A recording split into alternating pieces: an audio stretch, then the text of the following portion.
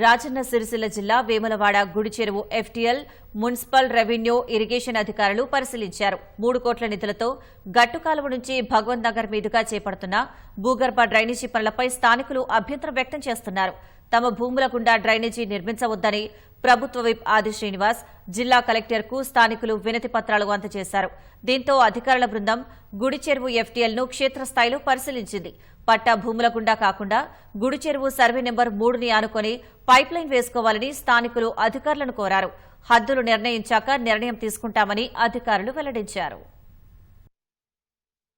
చెరువు అనేది పూర్తి దేవస్థానం అభివృద్ధి కొరకు దాదాపు 1/3 భాగం ఇచ్చారు కాబట్టి దానికి మేము ఎలాంటి అభ్యంతరం చెప్పడం లేదు. ఎందుకంటే ఈ ప్రాంతం డెవలప్ అయితే ప్రజలకు అన్ని అవకాశాలు దొరుకుతాయి అనే ఉద్దేశం కొద్దీ మేము ఇంతవరకు ఫిర్యాదులు చేయలేదు. ఏదైతే మీరు అండర్ డ్రైనేజ్ పైప్ నిర్మాణం ఏర్పాటు చేస్తారో దాన్ని మీ చెరువు సర్వే నెంబర్ 3 ఉంది, దాన్ని సర్వే చేయించి ఆ హద్దు ప్రకారం బండ్ ఏర్పాటు చేసి దాని ప్రకారమే ఆ పైప్ లైన్ తీసుకుపోవాలని బాధితుల తరఫున ధన్యవాదాలు తెలుపుకుంటున్నాను.